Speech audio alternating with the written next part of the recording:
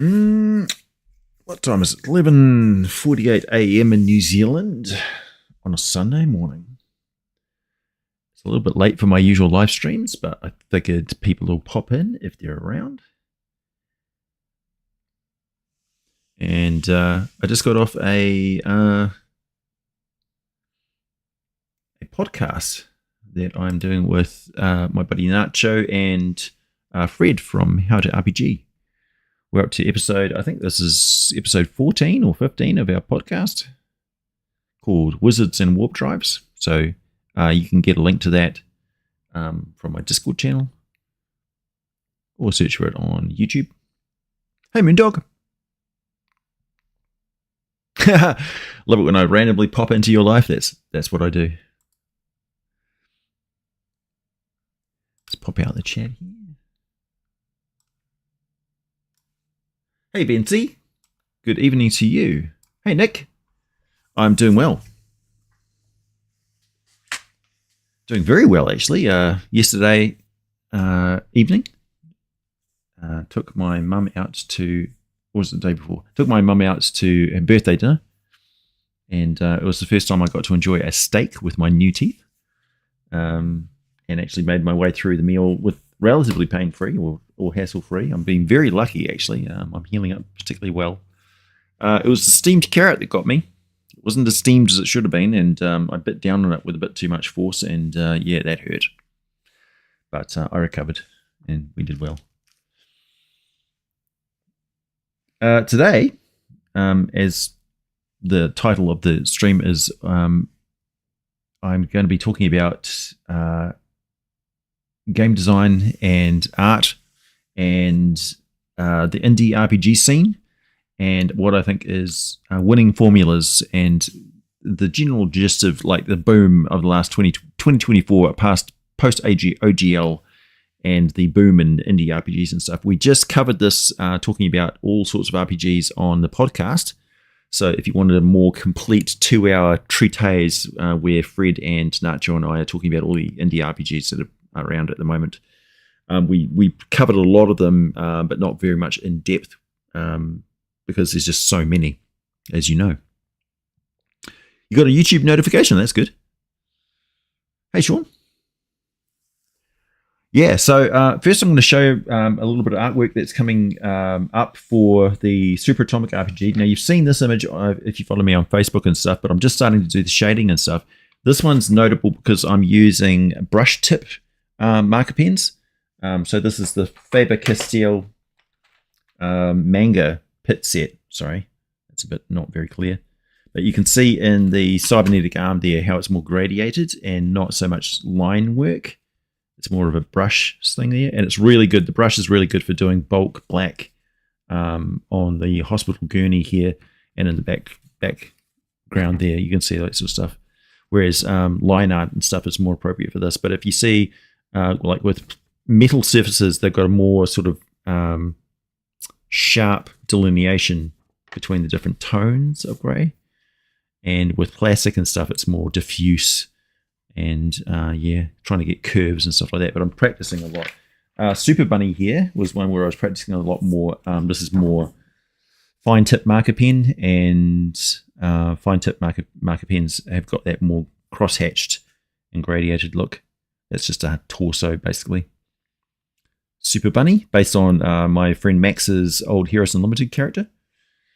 Although Max's character wore a Super Bunny suit. Wasn't actually a mutant bunny. But Teenage Mutant Ninja Turtles is coming out with a 2024 version. So an update of basically a reprint of the original rules. I'm pretty much sure the... oh, thanks, Sid. You thought that was good. Here's Burn Annie, one of the characters that is going into the Super Atomic book as well. I've got to wait for the delay on the camera so I can see that this is actually... There we go. That's in view. And that shows the brush work. And also there's a lot of line art, and the brushwork is giving it a more sort of 3D thing. I really like the effect of having the tones on the costume sort of look semi-shading, but like part of the design as well. And I've got to thank Dorse for pointing out how the gun operates is a chemical accelerant that comes down the pipe here and funnels through the tube, and then it's basically it's ignited by a laser which blasts it. That's why the chemical is sort of pluming off the top from the outside of the gun. And Burn Annie has got complete resistance to fire, but she wears goggles because it's a laser that's firing out the thing. So she's basically got an Inferno gun, a melter that she uses. But I thought, you want some diversity. Well, how about some age diversity in your comic characters? Then this is an earlier one. This is just a secret agent. This is for the training and backgrounds part of the book, because I'm going to be doing a lot of these illustrations. And this one's particularly good. This is very much Kevin Long, Ninjas and Super Spies, Heroes Unlimited inspired. Basically a ninja with a high-powered rifle. I got rid of the little bipod thing off the front because I couldn't really draw it very well, so I thought it could go. And I gave him more wind stuff, but yeah. They're just designed to be basically, my own stock art that I put into the book. But if you look at the original Heroes Unlimited, you'll see exactly what I'm inspired by, which is Kevin Long's art and stuff. And the layout is very simple, black and white, 90s, sort of lots of text and then black and white images. I'm not picking up any particularly good pages here. Let me find you some of my favorites.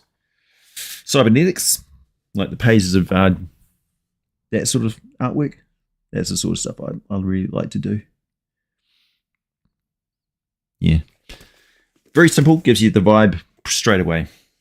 And if somebody makes a character based on the images, great.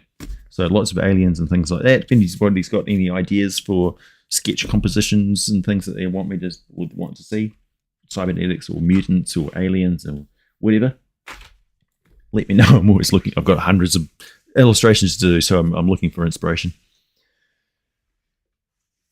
Hey, Kipper Copper. No, you're just here in time, Damien. So, we've seen a lot of indie RPGs pop up over the last year. It's been fantastic. And it's kind of like back to normal. Like, the RPG scene that I'm used to, have grown up with, has always included lots and lots of different RPGs that we play simultaneously along with Dungeons and Dragons. A xenomorph? Yeah, that's a good idea. I'd love to do, I'm very good at drawing aliens and monsters, as you'd imagine. Particularly dinosaur people, Saurian type folk and stuff. I do really quite good drawings like that. One of the things I do is I draw the skeletal structure, and then I do the musculature, and then I do the skin overlay to give it a more organic sort of feel. That's always fun. If you do like a really weird looking skeleton, the drawing from Traveller are good like that, because their chest bones are different to humans and stuff, and they're more like dinosaur bird people. Anyway, the indie RPG scene has always been very diverse, and it's only since 5th edition was a stretch of so many people just playing 5e that it was very unusual for long-time role players who are used to there being a more diverse ecology of RPGs. But since the OGL thing happened, and we all predicted there would be just an absolute glut of new RPGs that came out because of it. First, we saw the first generation wave of what I would call hastily put together, capitalizing on the discontent. Here's a void, there's a void, and here's something to fill it. Is like cloaks in the dark, or daggers in the dark, or dagger cloak, or cloak dagger heart, or whatever it's called. That was one of them. Quite forgettable, but okay. Another one from the Critical Role people was got a lot of flack because they didn't design it themselves. They just used an already existing system and adapted it, which is perfectly legit, and it was fine, but that didn't really take off either. And I don't think those games have got a lot of legs to them. They're not going to be around in years to come. Games like DC-20 and Taran Pound's Vagabond system, and games that have been in development for over a year or so since the OGL and sort of have been play tested extensively, like Morkborg and other games like that have been really good. And Kelsey's Shadow Dark, of course, deserves all the awards it's won because she put in like 3 years of playtesting. So this was well underway before the OGL thing even happened. And it's got a really good vibe. It really delivers on what it's supposed to do. And a good hallmark of a game design is what you get rid of to preserve the vibe. So you're chasing a vibe and you get rid of game mechanics which you would have considered to be precious, like encumbrance or alignment or stuff like that. Hit rolls, 2 hit rolls or damage dice rolls. Get rid of something which you think is core to D&D, but is not actually necessary for the style of game that you're playing or trying to play. And Morkborg is a great system like that. However, Morkborg, it's a really great idea. It's very, very balls to the wall. Like, for instance, Pirate Borg, you're in the Caribbean. It's Pirates of the Caribbean with the Dead Man Curse, except it's dead folk invading from everywhere. And the undead and the dystopia of it is so prevalent that like ground up bones of undead skeletons are a narcotic that drive you insane. And every player character, there's something seriously wrong with them. You can even play an undead character. So yeah, Pirate Borg is very much on this on the vibe of it's ultra violent. It's based off skirmish roleplay games, I think, as well, like Frostgrave and Warhammer 40k. Warhammer 40k is, of course, absolutely ultra violent as well, and Pirate Borg and Morkborg have got that same sort of vibe to it. It's like a UK 1980s game, but with a more modern sort of take of it. The one complaint I have, which some people say is a selling point, is the layout. Is like every single page is like a rock concert post-it note, poster flyer, tonight live at blah, and it's like big garish colors and graphic designers in your face. And I think that kind of detracts a little bit from approachability of the game. It's pretty, and in the long run, owning that game, you're very familiar with, like you'd be able to recognize exactly what page you're on just by that layout. But when you first approach it, it's garish and difficult for the reader to absorb the information, which can be a problem. And yeah, you need good indexing and stuff like that. Even if the game is relatively basic, there's a lot to cover in it. Dark Caribbean, yeah. You want to set up a game of 10 candles with actual candles on the web stream sometimes. Yeah, gimmicky sort of games are good too. But also basic systems that have proven their worth over time. Like the old West End Star Wars D6 system was fine, and those supplements were fantastic. And the new Age of Resistance has sacrificed lore and content. Like they cut back on the amount of playable alien races and stuff that you could have in there because the dice mechanics were so niche, and like you have to buy a specific set of dice to play the game, and basically everybody is playing it using an app to handle the just unnecessary proprietary dice system in there. And it's actually taken up so much room in the game. And the game book is like officially licensed, so it had a lot of official artwork and stuff that they could have packed in there, and all of the alien races and stuff that they could have put in there. But you've only got a few of them, and yeah, that really detracted from it. And yeah, and also just a bad play experience I had with one of the players at the game kind of put me off it, which was unfortunate. And it's a big invest into that, and I think there's a lot of now, so many indie games have come out that people have been reading that there's a lot of burnout. They just don't want to read another big source book without the guarantee that they're going to be playing at least 5 or 6 games of it. There are games which are designed around like 3-shot mini campaigns, mini arcs of 3 episodes, and I think that's one of the most realistic game choice designs for modern play via pickup groups and stuff, via like video conference gaming, because it's hard to find a group that actually will run a campaign of many, many, many episodes, many, many sessions. It's more realistic to design a game that is for 1 shots or 3 shots or something like that, with the possibility of expansion. Yeah.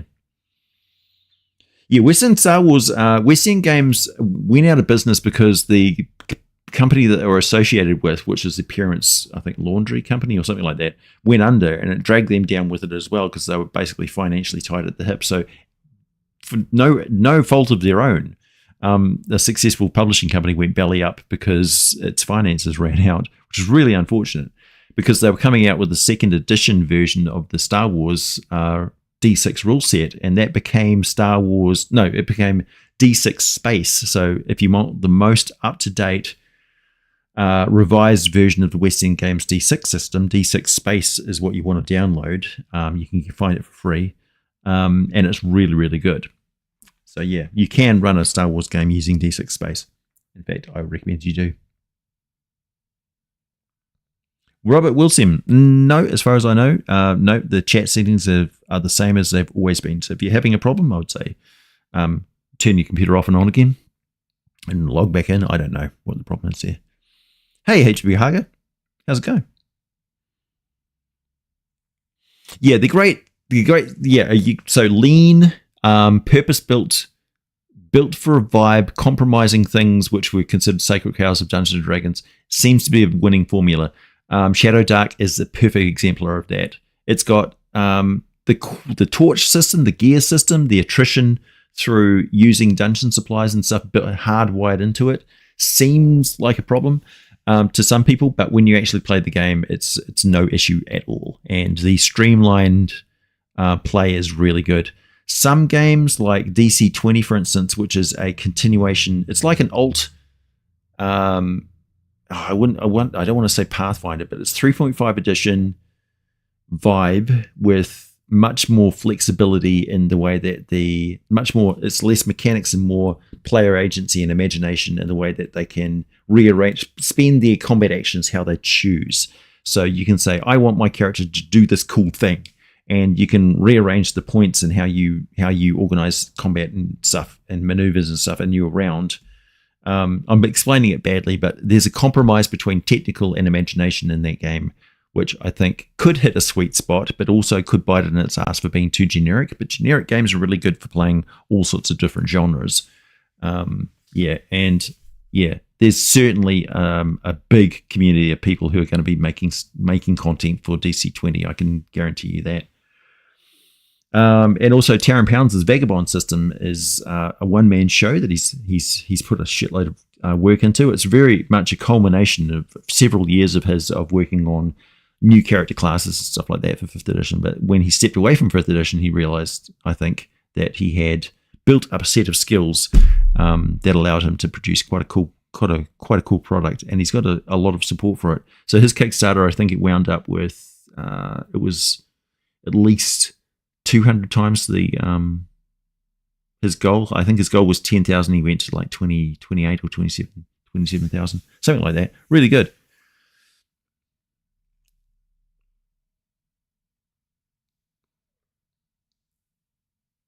Yeah, that's a good point, Dawes.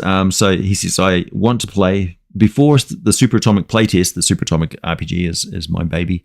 I wasn't convinced you could do a hyper lean rules like light game without things breaking down. Now I'm glad I can do something without a 200-page rulebook. Yeah, once you go rules light, it's sometimes a little bit hard, particularly if you have a game which is particularly good rules light game, and you realize the payoff of doing what I want to do, not having restrictions, having a really zany character that are rolled up in seconds, and not having to spend so much of my mental energy before I even got to the fun creative part. That's hard to turn away from. That's hard to give up. It's like you got a better drug. You're getting the hit faster. It's harder and it comes sooner. And yeah, you realize that all the restrictions and stuff for Dungeons and Dragons, particularly with the modern way that we play, is entirely unnecessary. It's like, yeah, why are we doing this way?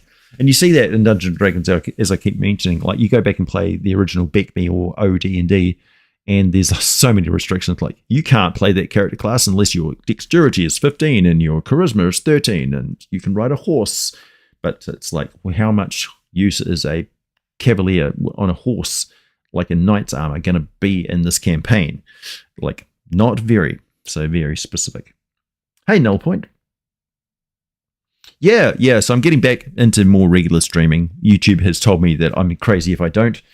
And it has made my channel suffer a bit, I think. So expect more regular streaming from me. Also, it helps break up Like I'll do a stream and then a couple of video releases and stuff. But if you guys, the more sort of Patreon support and stuff I get, the more I can concentrate on doing YouTube. Like, yeah, fulfilling exactly what is the more feedback I get from patrons and channel members, the better. Because you're the guys who are paying, and I really listen to you.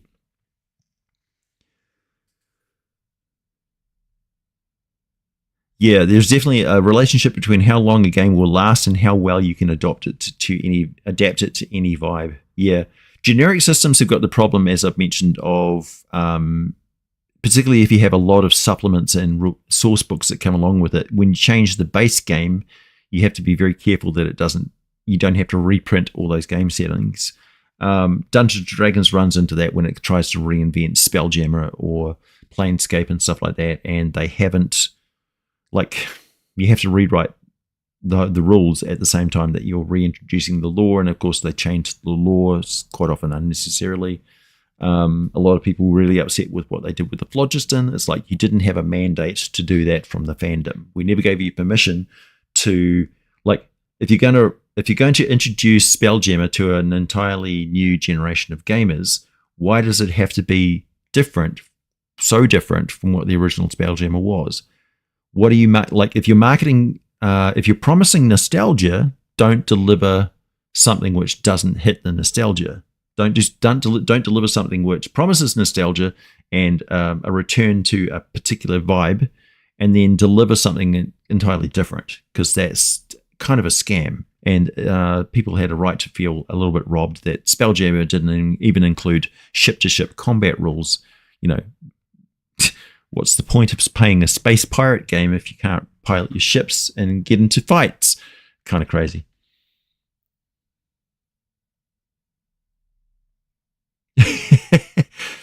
Nice. Oh, the Etsy Mike's idea? No, I'm kind of not doing product design at the moment because I'm concentrating on Super Atomic. I mean, there's only so much that I can do in a day, and doing all those illustrations and stuff, like each one of those is a couple of hours work. Plus doing YouTube videos at the same time. Everything always has to go behind YouTube videos because that's how I earn my living. Super Atomic, as you know, is going to be open. It's going to be open source, so anybody can play for free. Really, the illustrations and stuff are for PDFs that we will put up on Drive-Thru RPGs for people who want printed books and stuff. So we won't go Kickstarter or back a kit. It'll just be available through Drive-Thru RPG for whatever you want to pay. And most of the proceeds of that will probably go to charity anyway, to Child's Play charity or something like that, Cancer Foundation or something. Can't hand drinking with the boys playing in my Halloween campaign. Nice. Involves werewolves, i.e. American Werewolves in London. Oh, cool. I love that. That's a great movie. Thank you very much, Comic Nut. And to anybody, yeah, this is a monetized live stream, and I greatly appreciate it if anybody contributes. Yeah, it's like trying to play Star Wars and having no space combat system. Just crazy. Yeah, you're throwing the baby out with the bathwater. It's like, we don't need so many half-page, like, full-color artworks if you were actually missing the lore in the book. Like, sure, a picture says 1,000 words, but you can't run a campaign off one fantasy art image. Doesn't matter how good it is. You need content, not just glamour. A glamour is another word for an illusion, remember? Glabrezu, I choose you. Yes, King J. How's it going? I've seen I recognize you from your profile. You asked some very good questions about stuff in the comment section. Hey, Stanchgate, member Bronze Dragon for 58 months. Dude, I had to Spelljammer because I paid $50 for 3 pamphlets. Yeah. Hasbro's doing a very interesting thing. I don't know if you've noticed, but they're marketing 5th edition 2024 not as a book, but as a game. And they're doing that because legally, any non-sold books get returned to the publisher by the book companies. So they don't have that same deal with games, boxes of games and stuff that don't sell. So all that D&D has to do, Hasbro has to do, is market them as a box set with some dice in there, and then they can say, this is a board game, not a book. So yeah, that's why you're going to see box sets and pamphlets and stuff like that, because they're gaming the system so they don't get so many returns on physical copies that aren't sold. And although I've heard a lot of bandied about statistics and stuff, and I may have been responsible for sending a meme on Twitter, it was just sarcastic. I wasn't quoting facts or anything. The percentages of book sales as opposed to online sales and stuff for D&D 2024 has definitely seen a marked shift towards people who are adopting it as a subscription-only access to the rule set, which we predicted. It's not a surprise. It may be deeply worrying for some people. Maybe you should be worried. But yeah, I see an increasingly digital future for Dungeons & Dragons, because that's what shareholders are basically chasing. They're saying, look, Hasbro has no soul, it has no ethics of its own. It is just purely driven by shareholders who set up a company essentially to shield them from repercussions of their actions in the marketplace. That's what corporations are for. So nobody's responsible in the corporation, but nobody ever points the finger at the shareholders, because the shareholders then go, but we made a loss, we're the victims here. No, you're the ones that were actually making the decisions sometimes. So Chris Cox will get quickly fired if he decides to give up chasing digital profits, because that's obviously where all the profits are. If you look at Magic the Gathering, that is exactly what Dungeons & Dragons is going to turn into. You'll have releases of products like, if you thought they're bringing out modules quickly now, dude, they're going to bring out, like, it'll be 2 per month. Mark my words, quote me on this, mark the date. They will be bringing out modules, adventure modules, so quickly for the digital marketplace on D&D Beyond and the VTT. It will make you hit what we're seeing with Magic the Gathering, with how many card set releases we have. Now it's a haunted house one for Halloween. So they even have like a monthly themed type thing going on. So they'll be bringing in all sorts of stuff, and essentially you'll be paying your tokens to get your deluxe Red Dragon or whatever. It'll be like fire animation that you pay, extra for. Sure, you get a free parcel of different miniatures and stuff you can use. It'll be like back in the 80s when I had like one giant miniature, and it had to be all giants. But, if you pay the extra money for the cosmetics, then you can have 5 or 6 different giant miniatures or whatever. That is how people will get used to playing. And I would advise YouTubers out there, or people who are making content for 5th edition, if you're interested in it, look at what's available on D&D Beyond now. You've got Drakenheim, you've got Kobold Press. So you've got a few indie game designers or gaming companies or gaming studios who now have third-party content which is available directly on D&D Beyond. They've integrated it, so it's now option to play. So more and more of that. So D&D, Hasbro, Wizards of the Coast is going to be thirsty for any content that it can throw into extra packages that are put out. So if you are happy to capitalize on that, there is a definite market need for that in the future. So if you are producing new feats, new character classes, new monsters, new equipment, new spells, new different graphics options, new dice sets, all sorts of stuff like that, basically all the graphics, all the cosmetics and stuff like that people will pay tokens for those glossy things, those emotes and stuff like that, animations, different spell animations and things like that. There is definitely going to be a market for it, and you probably will be able to make quite a bit of money out of it. Any spooky video in the works? No, Spooky is currently chilled out over by the window. It's the morning here, so it's just gone 12:17, and he's currently passed out looking out the window because he was watching some birds earlier. He's a very happy cat.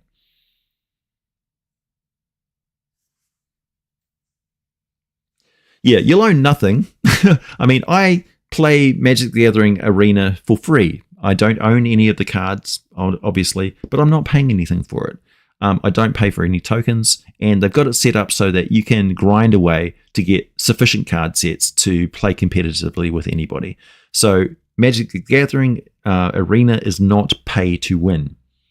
You can certainly have advantages very quickly, and if you're playing different formats and so on, but you're playing standard format, no, you don't have to play. You don't have to pay anything to play and enjoy that game. And D&D, I imagine the basic D&D will be the same. I mean, the basic rule set is available for anybody to play for free, and the basic functionality of the VTT. As I said, maybe you've only got one giant miniature. Maybe it's just the different size bases that you use, and you give them numbers for different monsters and stuff, and it's all theatre of the mind or whatever. That'll be available to you. So the idea is they want people to start playing and then get more and more used to the idea of upgrading. It's like, I don't really need this, but I mean, who's going to know if I buy a little package to give me like 16 different orc warriors? I want it. I want this, and that's when they'll erode away and to get people on board. And of course, the next generation of kids, they're used to that sort of shit anyway, so they'll be microtransactioning the hell out of it. And yeah, that'll be fine by them. I just hope they don't use daddy's credit card, You wouldn't use the term enjoy when it comes to Magic? Yeah, all out. That's a mood. Yeah, lead miniatures of the 1980s, exactly, Richard. Yeah, we had one, basically, he was a big giant Oni with a serrated sword, and that was our miniature that we used for all the different giants. Yeah, pretty much.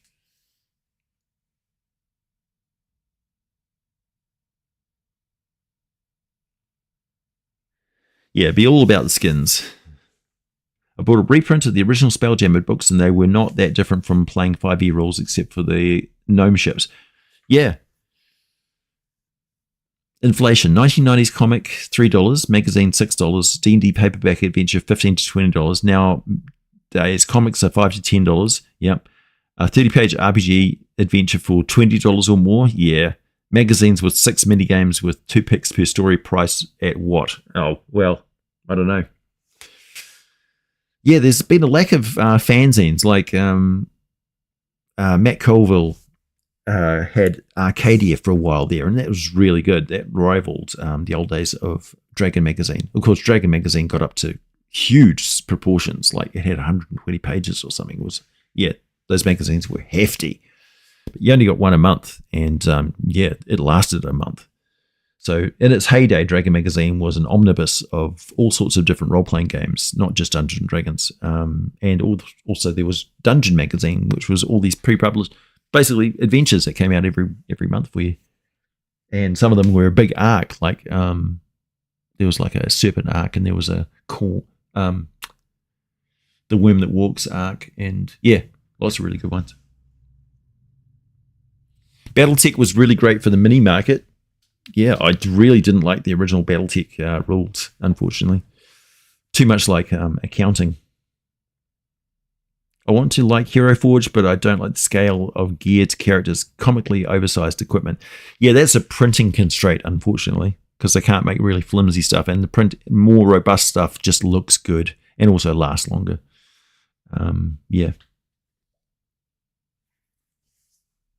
Yeah, way more information in the older books, for sure.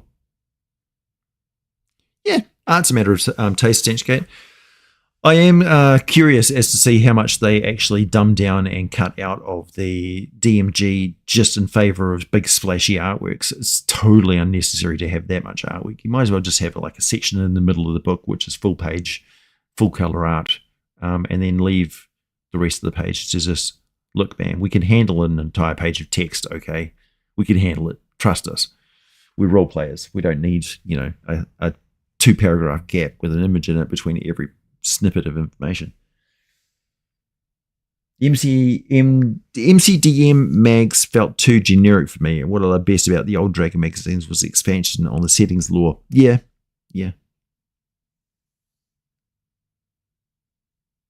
I had to step away from playing Magic the Gathering Arena. That was after spending plenty of money.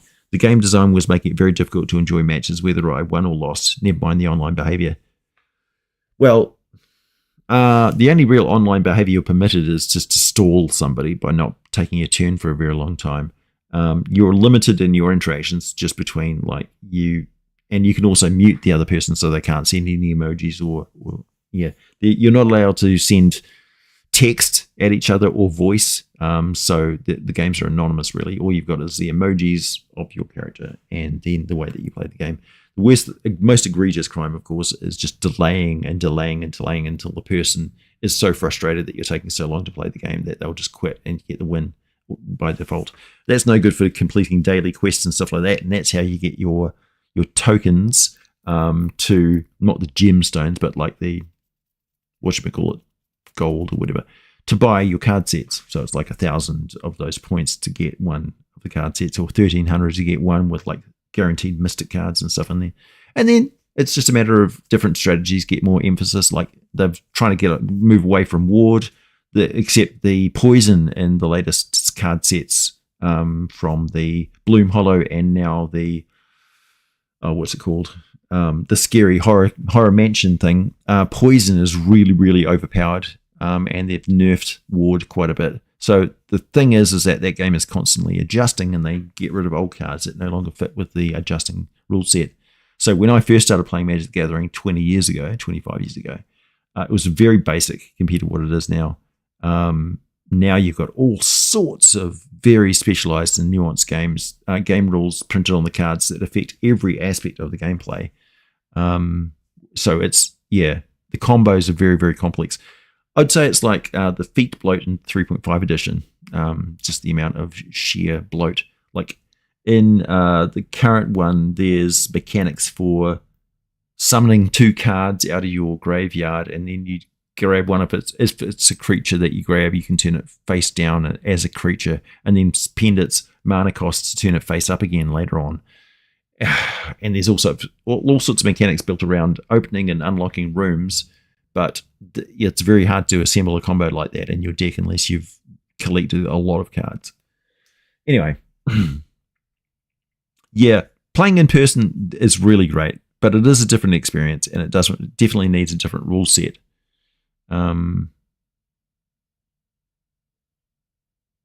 Muting everyone removed the limited social aspect of the game too. The overall experience is lacking. Well, I mean, if your overall experience of Magic the Gathering was getting trolled by fat, ass-cracked nerds, no, that's no loss at all. In fact, most of the interactions that you would have are negative when they have the ability to talk anonymously.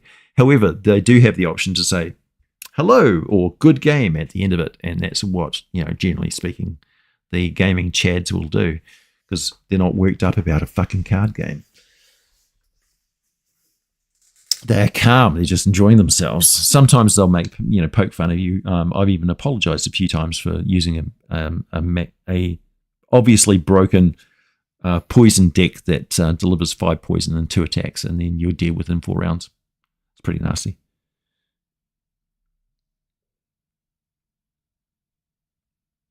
Yeah, the ones spamming the Yorgo. Pierre, you have the option of just clicking on their profile and hitting mute. Just do that as soon as they start, and your worries are over. So really, you're allowing yourself to be annoyed by them.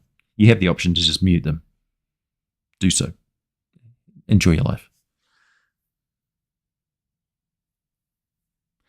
Your players hate the old Risk books because they're just walls of text. Yeah, it is. Yeah, that was like early indie games. Basically, they were written Tunnels and Trolls was written out on a typewriter with, I would say, the illustrations in there were damn near just assembled on the page randomly. And Dungeons and Dragons, don't forget, was just a wall of text as well to begin with. It's much more accessible now because people realize that you have mental energy, and reading something which isn't like a conversational flow, because technically role-playing games are technical manuals. It's not like regular conversation. So you have to interpret everything that you read. And you need to edit that text down to just what you need to know. Gary Gygax was very bad at that. Problem for creators. People minds still think we are dealing with 2000s prices when everything's been jacked. Lowest price to charge for one's work of 4 booklets, 120 pieces each. Splat book costs ? Copyrights ? Yeah, Chris, you don't need to write in compressed sentences like that. I'll read the entire thing. Legal right to use real life physical violence to protect myself against mono deck blue players. True. Yes, I do lose respect for anybody as soon as Teferi shows up in the card. In fact, I'll insta-quit. There's a couple of black cards like that as well, where I'll just insta-quit because the cards are so freaking broken. There's this one where I think it costs 4 or 5 black mana. You summon it, and it has 5 points of toughness. And if you hit it for 5 points of damage, you have to exile 5 of your permanent cards. So lands, monsters, you can just clear somebody out with that thing real quick. And it's just like, do you want to play a game? Where's your cards, bro? Where's your cards? So it's a horrible, horrible tactic to pull on somebody. Absolutely. You might as well just, flip the table. It has the same effect. Yeah, Hasbro really does want to have a monopoly, but also it recognizes that it doesn't have to pay the creatives. The creatives will do the work for them. They just have to make a licensed space that seems completely freewheeling, but as an actual fact, like Wizards of the Coast can steal your shit and shut you down immediately anytime they want for any reason. We live at their sufferance, us YouTubers.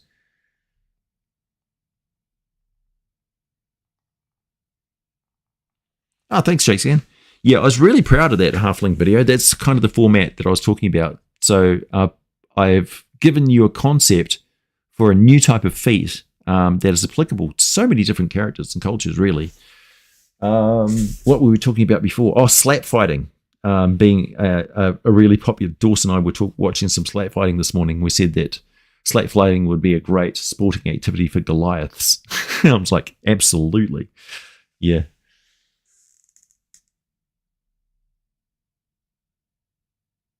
Yeah, absolutely, Dawson.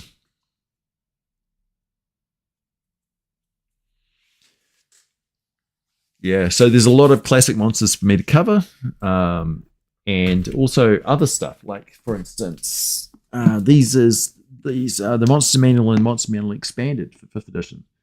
So there's still plenty that I could cover from the original source book, core rulebook. I could include, 3 different types of hobgoblin and stuff. The problem with that is that I really do like new concept monsters, something that we've never seen before. Like, yeah. It takes somebody who's scared of a lot of things in the environment to come up with the sheer variety of yokai that the Japanese have. Maybe it's just the looming ever-present threat of being beheaded by a samurai who was a little bit pissed off with your peasant self that the townsfolk were constantly nervous. I don't know. Goliaths versus dwarves. Yeah. Goliaths are more high altitude, and dwarves are more low altitude. That's how I play it.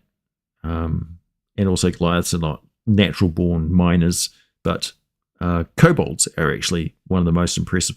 Like, next to gnomes and dwarves, kobolds would be the best miners, I think. Building mines that are suitable for humans to use as well. Other creatures, of course, can tunnel through the earth a hell of a lot better. There's no matching a purple worm. Anyway, I'm going to shoot off for everyone. As I say, I did a live stream earlier, and I haven't had any sleep yet, and I've been drawing all night. So, yeah. For those of you who missed the start of the live stream or are just joining now, go back and watch the start of the live stream. You'll see some of the artwork that I've just been doing, sketching and stuff for Super Atomic. I'll just flash you. There's a ninja with a gun, and one of my favorites so far is Burn Annie. There we go. Very nice. All the people who have heard me rant about how AI is not stealing content and stuff. Yeah, I'm an artist that's also an advocate of using AI. So sue me. I don't care if I'm going against your false narrative of defending artists. It's like, no, you're not. You're not doing that. All you're doing is you're validating and victimizing other people. Stop it. Also, your premise that AI is stealing from other people is fucking wrong. It's wrong. It's incorrect, and you need to do the research and understand how generative AI actually works. No public works for other people has been accessed by AIs for about 3 years because legislation and stuff and lawyers got onto it pretty quickly and stopped it. So stop propagating a fucking lie and victimizing people for no reason. Thank you very much, everyone. Have a great day, and I'll catch you again soon.